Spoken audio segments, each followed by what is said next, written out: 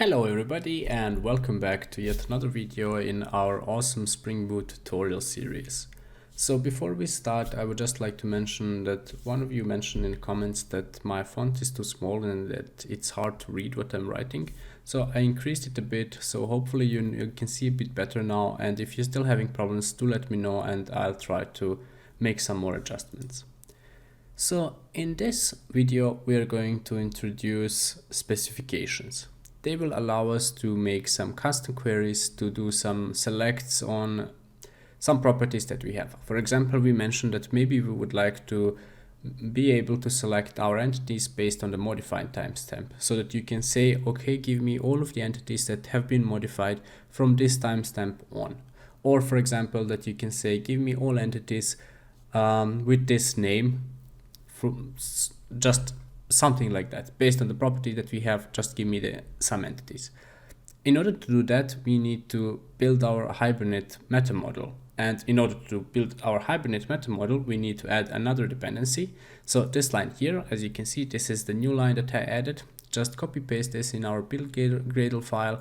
And after you have done that, you will refresh the Gradle. So this pop-up will be shown here and you have to click it, or just go to this menu and reload all of the Gradle projects.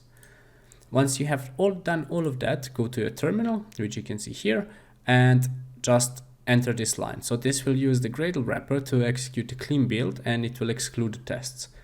So once you have that, you should be able to see something like this. So in our generated build folder, and following this path, you will see something like distributed entity, and you should be able to see something like this. So this is, for example, our meta model of the distributed entity, where you can select a modified timestamp. So this is the property that we're going to use.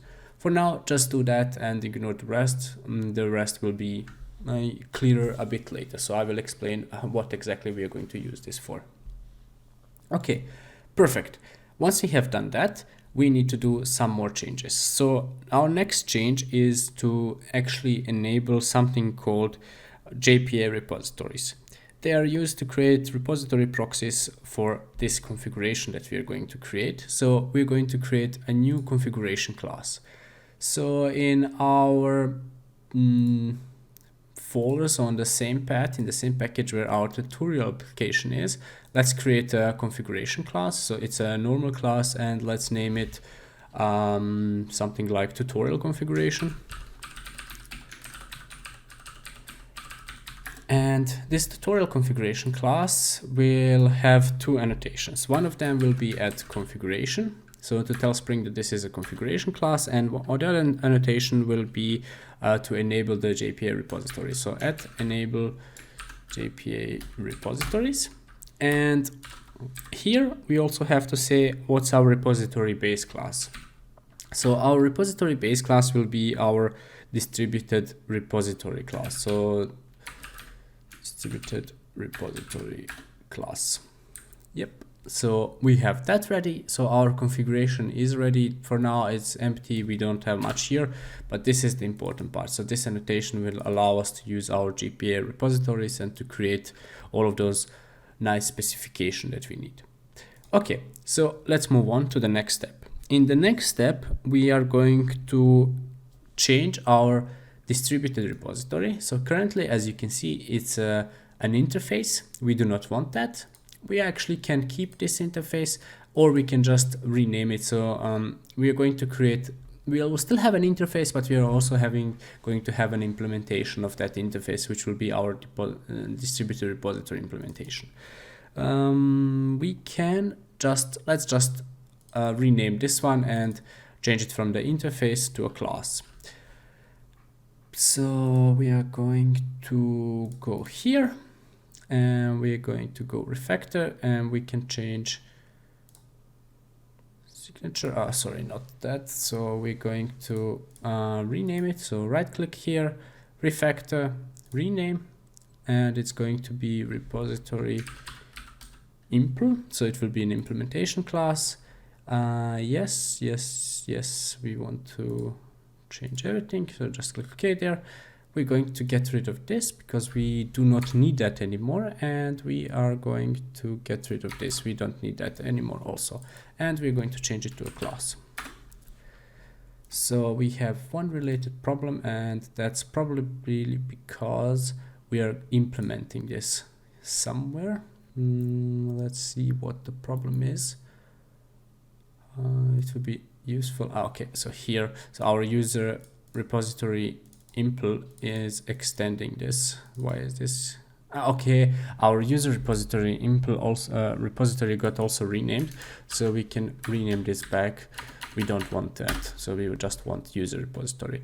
And here it's complaining about this. Let's just leave it for now. We don't have to do anything. And let's just get this closed. Okay, so we have created our distributed repository implementation, and we have removed all of the extensions that we don't need anymore. So we're going to create our actual interface. So it's an interface class. So it's an interface, and it's going to be named distributed repository.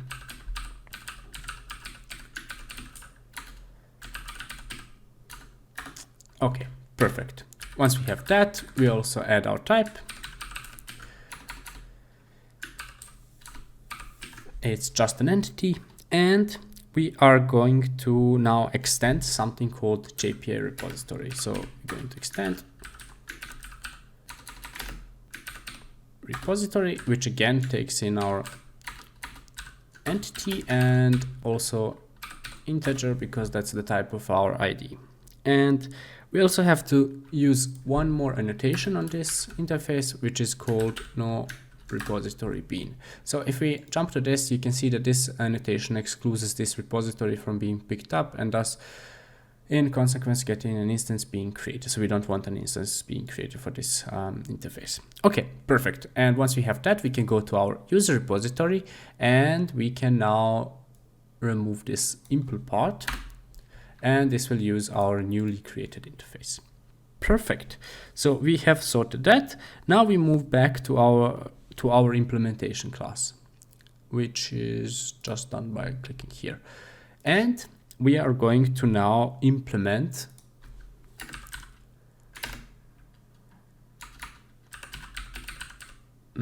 oh, this is user repository. Sorry, I'm in the wrong place. So we are going to go here to the implementation. Yeah, I can jump to it because we are still not implementing. So we're going to implement distributed repository entity. Perfect. And here we're going to implement something called JPA specification extender. So specification executor, which is going to take in again an entity, and we are going to extend a simple JPA repository, which again takes in an entity and an integer. Perfect. Now, if you press Alt Enter, it will offer you an option to create a constructor, and we are going to do it like this. So our constructor has this JPA entity information, which is an entity and an integer, and we have an entity manager here. For now, that's just leave it like that. We can just make this final, and we can break a line here and make this final. Okay, perfect. So the next thing is to make sure that we're using the in the abstract CRUDL service that we are using the interface. So if we go to where our abstract CRUDL service is, in the service package, and here you can see that we are using this impl. We don't want that, so we want the repository. So we can remove this, and we can import this class, and that's it. So for now, that's good. We have get rid of that, and we move on to the next. So we have to make sure that our user repository, if we go back to it, that it extends this distributed repository, which it does. Perfect. We have sorted that out, and now perfect. Now finally we can add some specifications in our distributed repository implementation. Okay, and now we're going to build our specification. So to do that, we can just write something like private specification. We give it a type, which is our entity, and we can name it something like modified since. And here we're going to be passing in a time from which we are looking for the modified entity. So if we do something like final local date time, and we can do return, and we're going to use root query criteria builder. So our criteria builder will enable us to build our criteria, of course. And what we are trying to say here is, yeah, give me all of the entities that have been modified since this timestamp. So we can say something criteria builder dot greater than or equal to. And now you have to say which property on the entity that you're looking for. That's where those generated classes, so this Hibernate meta module that we generated at the beginning, comes into place. And in order to have them, you have to go to build project, so that your so that IntelliJ can recognize them. You could, of course, just give it a string and name the property that's been given there, or you can just say distributed entity, so it's the one with the underscore dot modified. And so you can see that the name of the property is modified. You could have put that exactly there, but later if you rename it, you already have a reference to it, so it's really working great. And give it a time. So let's see what's the okay, yeah, I made a mistake. So actually you can't just give it in like this. You have to say something like root. So we're going to use the root, which has the reference to the entity, get, and you now give an attribute name, which is this name that you have. And that's it. So this is our specification. We have it. It's built here. Perfect. And now we're going to use this repository to actually create a method which will use this specification to make a call to the database and get it. So it will be a public method, and then it's going to return a list of entities. And we can name it something like find all since. And again, it's final local date time. And here we can do super.find all, and you can see that we can pass in the specification, which is this modified since specification that we created, and we, of course, we forward our time. And yeah, and we're going to extend the distributed repository with this method, so we can just copy this part here. We go to the distributed repository, we paste that here, and we get rid of this final because we don't need it. And if we go back, we can just add the override annotation here. Perfect. So once we have that, we can go to our user service. Sorry, no, we're going to make this generic. So we're going to the user controller. And from there, we can jump to the abstract CRUDL controller. Yeah. So in the abstract CRUDL controller, we're going to create now an endpoint which will enable us to fetch all of the users that have been modified since some certain timestamp. So again, it will be something like we have here for this list. We can actually copy paste that. Let's just copy paste it here. And now it's going to be something like, actually we could do that. Yeah, let's just name it something like more modified or something. And let's just name this one same. And now we should have something like that, but we have to implement that. So we're going to go to the abstract CRUDL API, and we're going to add here a modified since method. So list, it will be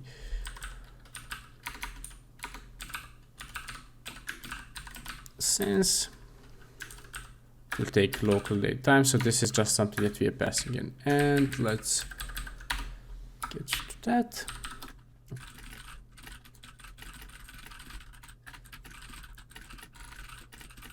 Yeah, perfect. And we can go back to the abstract CRUDL controller, and now we should be able to pass in our modified timestamp.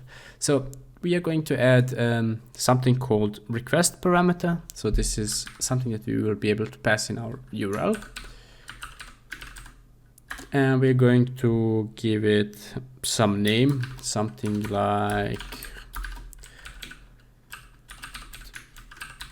modify since, yeah. And we are going to use our, actually I need to move this outside at time format. So it has to have some format. You can't just pass in anything and expect it to work. You have to say of which format is this local date timestamp that we are expecting. So in the datetime format, we have a property called ISO, which can be date time format dot ISO dot date time. And if you press middle mouse and jump to this, you can see the format in which it will be. So this is how our string that we are going to pass in is going to look like. So we can be really specific about the entities that we want to query for. And we, of course, we have to give it a type, which will be local date time, and it's going to be just named time or something. Doesn't really matter. Our line is now a bit too large, but yeah, just ignore that and write the time here. Perfect. So we have this. So what we need to do is to implement it. So if you add override and nope, I used the wrong thing. So override / implement methods, hit enter, and it offers you to override or implement this.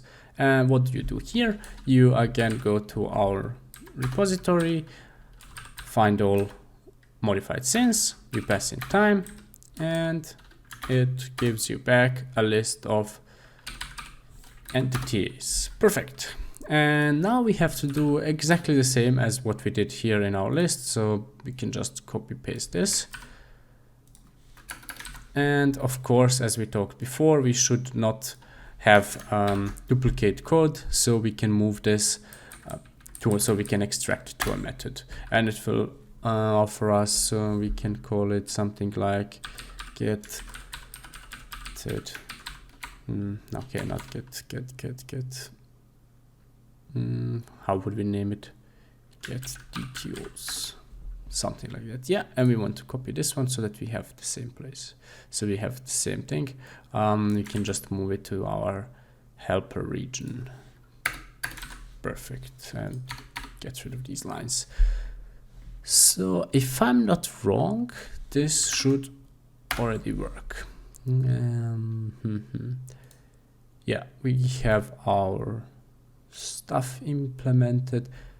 I think this will work. So we have to try it out. I'm really just guessing now. So let's start our application. Let's find that format that we are interested in. And let's see how it goes. So we're going to use, sorry, not that. So we are going to use Postman, and we are going to go to our method where we are getting all of the users. So you can see I played with it a bit. So get all users. We can get rid of this and make this call. So apparently, yeah. So this is our endpoint. This is our list endpoint, and these are the users that we created previously. So we can, I did this so just that we can have some timestamps. So for example, this is a timestamp that we are interested in. So let's create another endpoint, and let's do the same thing. So it's localhost 8080 /API /users modified, and because this is how we named our property, and we are going to pass in the timestamp. So let's look at our timestamps, what we have. So we have one modified at 3rd of November, then again, and we have this one with 4th. So let's say we want from 4th on. So this will be including 4th. So if everything works correctly, we should not get this one with the ID 6, with the ID 5, with 4, 3, 2, and 1. So let's just replace this part here. and let's say here 0, and let's give it a try. So as you can see, we got 7, 8, 9, 10, 11, 12, 14. And if we increase it to something like 5, we should not get anything because we don't have any. Yep, perfect. So this is it. As you can see, everything is working nice and fine. This video is a bit longer, but I really wanted to show this. So if you guys have any questions, if you have any remarks or anything, please do write to me, let me know, and then we can try to make it better. Hopefully you like this, and in the next video we are going to extend this application even more. So stay tuned, and please do subscribe to the channel, like the video, write a comment if you're not interested in some things, and if I'm clicking to it too much, or if you want to talk about something else, do let me know, and then we can just do it together. So until the next one.